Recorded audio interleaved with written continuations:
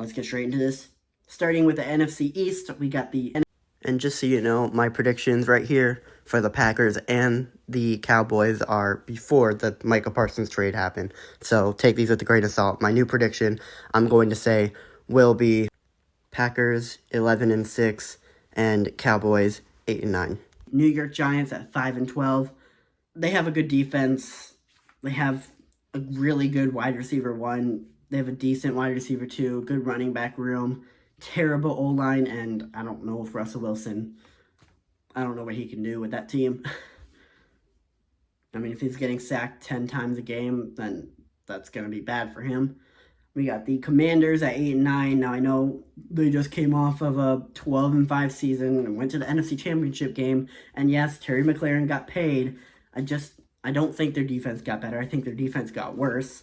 And I know that's going to be 2 years in a row that I'm low on them. But 8-9 is still a good season. Maybe not the season you want after a 12-5 NFC Championship season, where you almost went to the Super Bowl with a rookie quarterback. I just think they got worse. And a lot of people are saying they got better. How? How did they get better? By adding Deebo Samuel? Maybe.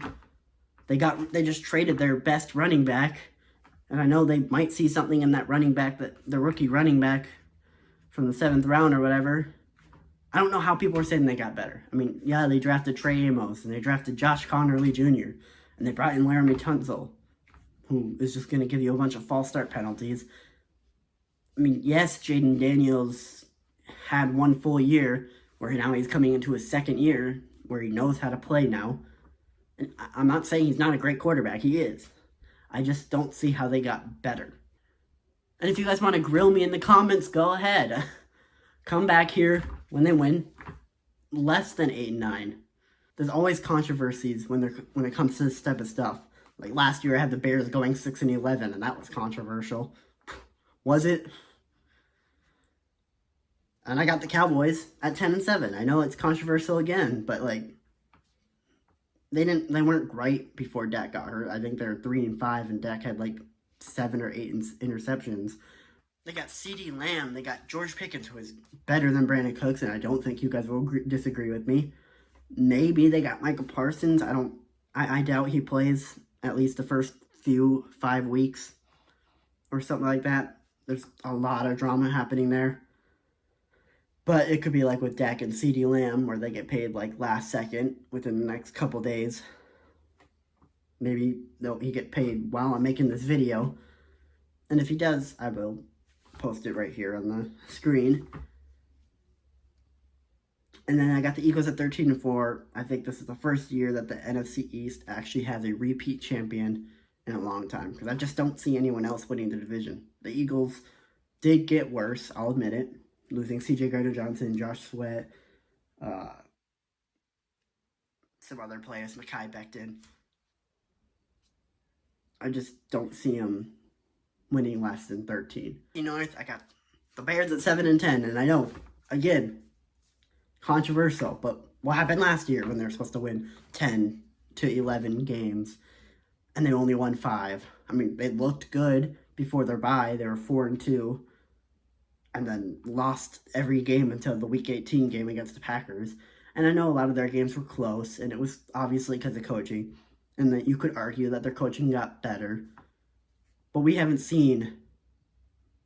Well, Ben Johnson hasn't coached as a head coach before. He wasn't the sole coordinator. Dan Campbell was his coordinator. Or was his boss. Sorry. They got the team. They got a good roster. I'll admit that. They got 3 really good receivers. 2 good tight ends. DeAndre Swift exists. Their O-line did get better with Joe Thuney and Jonah Jackson and Drew Dahlman.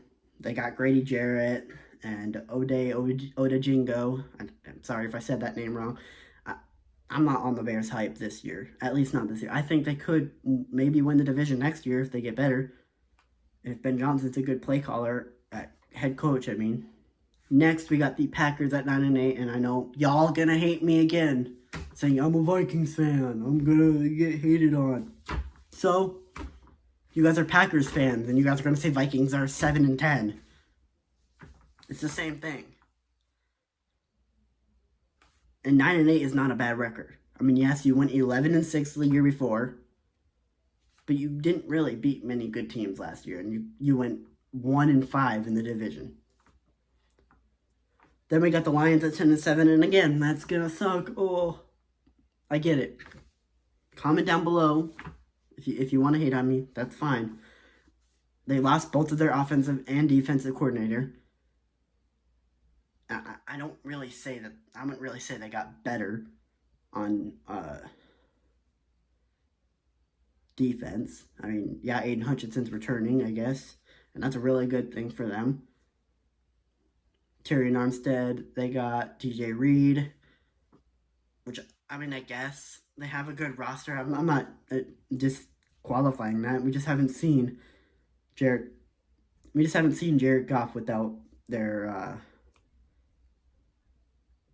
without Ben Johnson. And you guys are going to say, how does that make sense? Because Ben Johnson, whatever.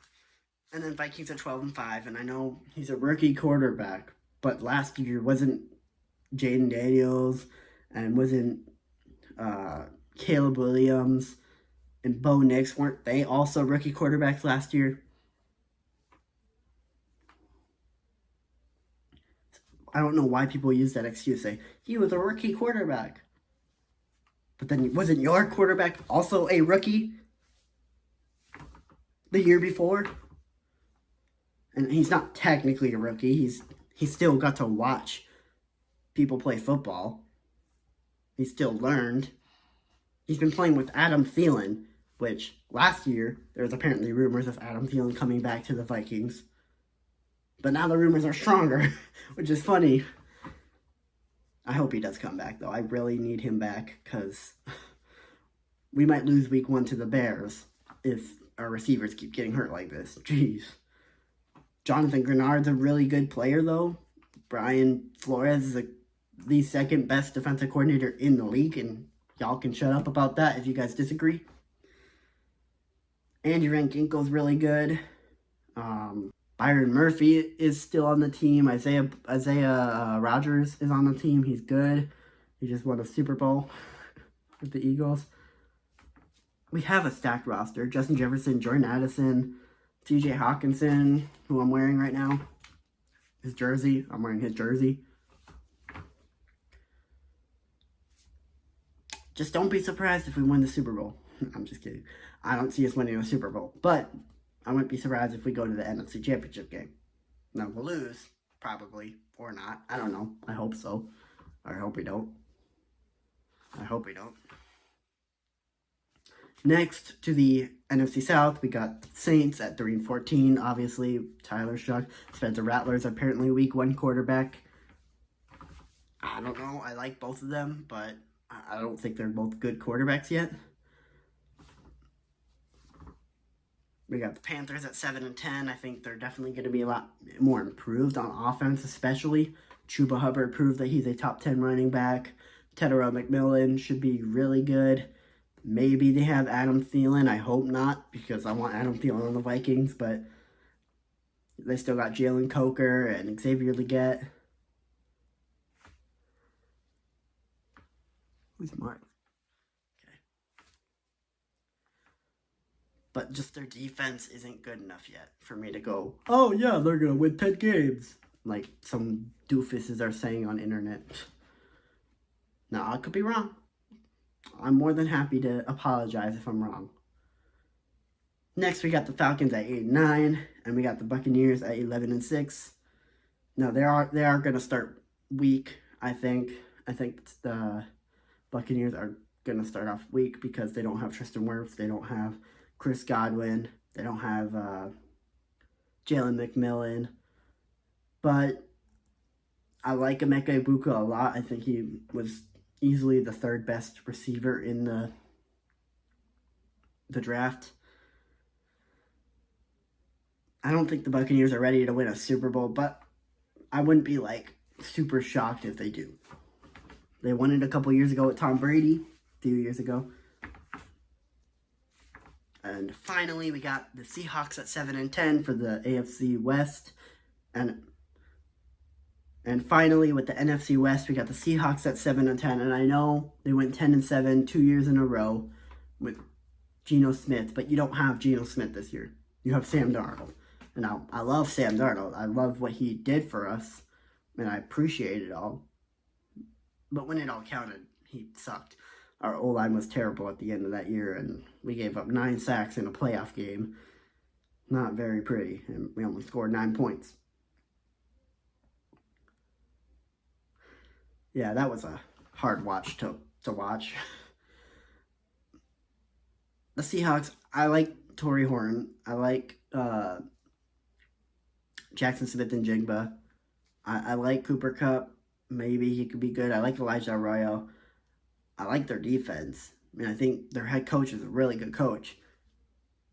I can't believe in Sam Darnold just yet. I think he's great on the Vikings because he was in a good system with a good O-line until the last 5 games of the season. I just don't see it yet. Maybe they can win 10 games and I wouldn't be shocked. If Sam Darnold plays good like he did with us in the Vikings, if he proves that he's a franchise guy, it's going to be tough for Jalen Milroe, because, especially for the Jalen Milroe fans. Next, we got the 49ers at 9-8, and I know, again, controversial. They got the easiest schedule in the league. So what? Just because they got the easiest schedule in the league doesn't mean that they're going to breeze through everyone. No, I'm a big Brock Purdy. I'm a Brock Purdy truther. I like Brandon Ayuk, kind of. I mean, I think he's a good receiver. I just don't think he's a great one yet. We have to see how he is healthy, and hope Christian McCaffrey plays healthy. They got Brian Robinson Jr. on the team, who I thought he was a little overrated anyway. And a lot of people are saying, oh, 7th. I think that was fine to trade a 7th for him. I think he's a lot younger.